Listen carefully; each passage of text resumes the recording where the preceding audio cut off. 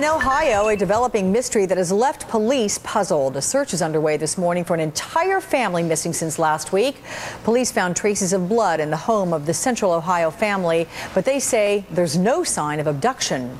32-year-old Tina Herman, her daughter Sarah, 10-year-old son Cody, and Herman's friend, 41-year-old Stephanie Sprang, were last seen Thursday. Neighbors are certainly hoping all four will be found safe. Joining me now to talk about the investigation, criminal profiler Pat Brown. Pat, good morning. Good morning, Alex. All right. What are the questions that investigators are asking themselves right now as they try to search for this family? Well, they're really going to be looking heavily at the forensic evidence. They're going to be finding how much blood was there. Does this indicate somebody would be dead at this location or severely injured? Because they're saying it's not an abduction. The only way it could not be an abduction is if one of the parties got injured and then they just all left on their own, which doesn't make a whole lot of sense to me. They're going to be looking at those vehicles to see if there's any blood in either one of those vehicles, because if somebody left with that amount of blood, that's been around the house, you would think it would also end up in somebody's vehicle, either one of those two vehicles or another person's. Yeah, and that amount of blood would certainly suggest a violent end, but cops say it does not appear that there was a forced entry into that home. What does that say?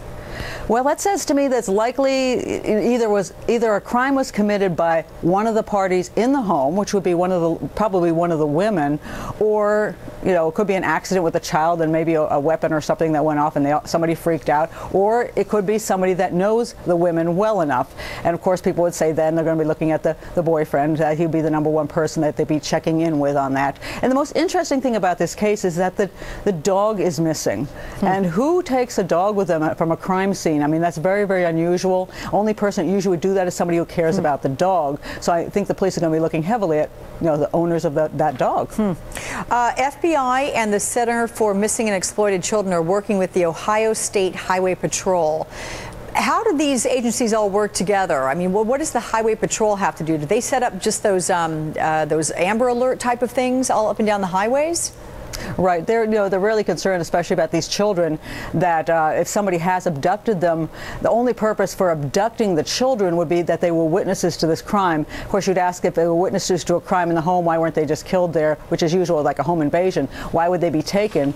The other possibility is that if it was something more involved with the people in the home, then that would be the mother taking the children and going on the run, so the children would be in a safer situation in that case. But of course, they still have to, they're looking out for, there's still obviously an injured party here, at least one, if not all four. If it's, if it's somebody who came into the home, somebody who knew one of the women, then you're talking about all four are in danger. So, I mean, they really want to get to these, especially the children, as quickly as they can, do what they can. Absolutely. All right, Pat Brown, thank you so much.